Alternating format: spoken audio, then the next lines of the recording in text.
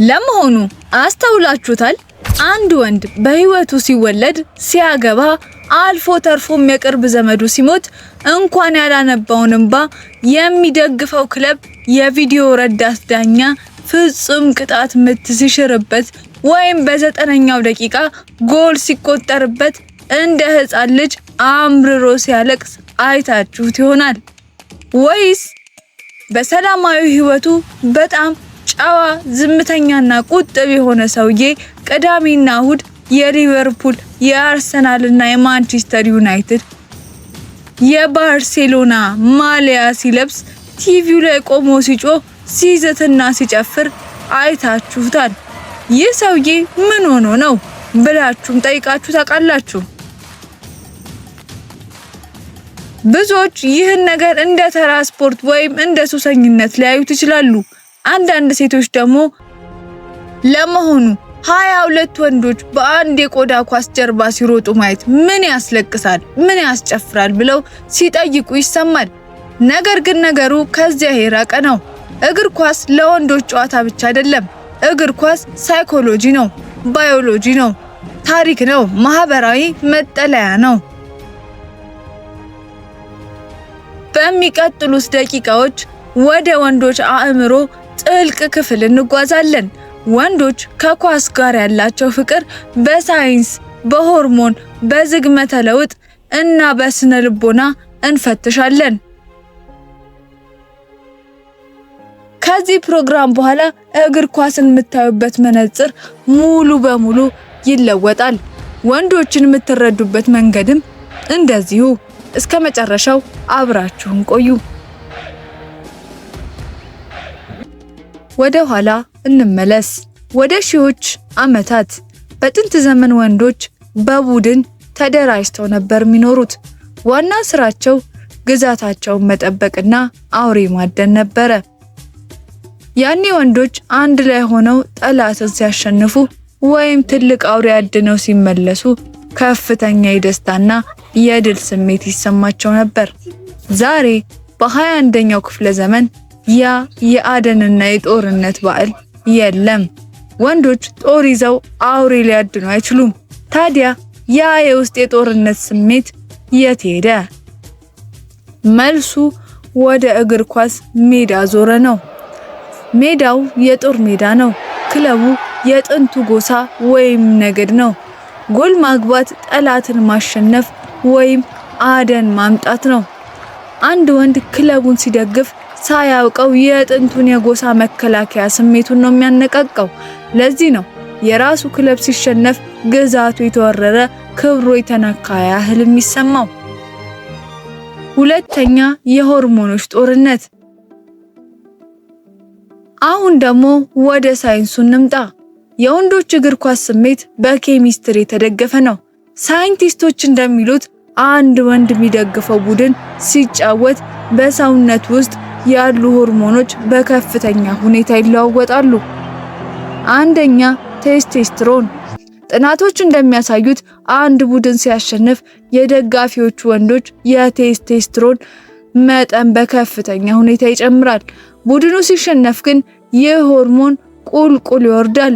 ይህ ሆርሞን ደግሞ በራስ መተማመንን እና ጉልበትን ይወስናል። ሁለተኛ፣ ዶፓሚን። ቡድኑ ጎል ሲያስቆጥር በአንጎል ውስጥ ዶፓሚን የተባለ የደስታ ኬሚካል ይረጫል። ይህ ኬሚካል ልክ ሎተሪ ሲበላሽ ወይም በጣም ጣፋጭ ምግብ ሲበላ እንደሚረጫው አይነት ነው። ሶስተኛ፣ ኮርቲሶል። ጨዋታው ሊያልቅ 5 ደቂቃ ሲቀረው ውጤቱ 1-0 ሲሆን ያ የሚሰማው ጭንቀት ኮርቲሶል የተባለው የጭንቀት ሆርሞን ውጤት ነው።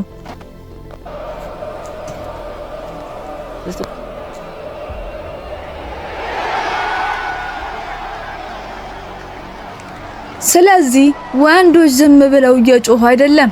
ሰውነታቸው ውስጥ እውነተኛ የሆርሞን ማዕበል እየተካሄደ ነው። ሶስተኛው፣ የወንዶች ስሜት መውጫ። ማህበረሰባችን ወንዶች ላይ የጫነውን አንድ ትልቅ ጫና አለ። ወንድ ልጅ አያለቅስም፣ ወንድ ልጅ ስሜቱን አይገልጽም፣ ጠንካራ ሁን የሚሉ ወንዶች በዕለት ተዕለት ህይወታቸው፣ በስራ ቦታ፣ በቤተሰብ ውስጥ ስሜታቸውን አምቀው እንዲይዙ ይገደዳሉ። ፍርሃታቸውን፣ ጭንቀታቸውን ማሳየት አይፈልጉም። ነገር ግን እግር ኳስ ሜዳ ውስጥ ወይም ማሳያ ቤት ወይም ዲኤስቲቪ ውስጥ ሲገቡ ህጉ ይለወጣል። እግር ኳስ ወንዶች ያለምንም ይሉኝታ ስሜታቸውን በነፃነት የሚገልጹበት ብቸኛው ደህንነቱ የተጠበቀ ቦታ። እዚህ ቦታ ላይ ወንድ ልጅ ማልቀስ ይችላል። ማንም ለምን አለቀስክ አይለውም። መሳምና መተቃቀፍ ይችላል። ጎል ሲገባ ሙሉ በሙሉ የማያውቀውን ወንድ አቅፎ ይዘላል። መጮህና መናደድ ይችላል። እግር ኳስ ለወንዶች የስነ ልቦና ሕክምና ወይም ቴራፒ ነው። ሳምንቱን በሙሉ የታመቀው ጭንቀትና ጸጥታ የሚተነፍሱበት ካታርሲስ ነው ማለት ይቻላል። አራተኛ የወንድማማችነት ትስስር። በወንዶች መካከል ጥልቅ ጓደኝነት ለመፍጠር እግር ኳስ ትልቅ ድልድይ ነው። ወንዶች እንደ ሴቶች ተቀምጠው ስለ ስሜታቸው ወይም ስለ ውስጣዊ ህይወታቸው ፊት ለፊት ማውራት ላይመቻቸው ይችላል። ነገር ግን ትከሻ ለትከሻ ሆነው አንድን የጋራ ዓላማ ኳስን እያዩ ማውራት ይቀላቸዋል። አንድ አባትና ልጅ በመካከላቸው ያለውን የትውልድ ልዩነት ሰብረው የሚግባቡበት በኳስ ነው። ሀብታሙም ደሃውም የተማረውም ያልተማረውም በአንድ ካፌ ውስጥ እኩል ተቀምጠው በአንድ ድምፅ ጎል ብለው ይጮሃሉ።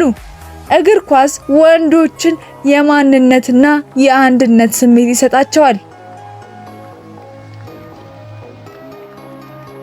እንግዲህ እስካሁን ያየናቸው ነገሮች ስናጠቃልላቸው ወንዶች ለምን በእግር ኳስ እንደሚሳቡ ግልጽ ይሆንልናል።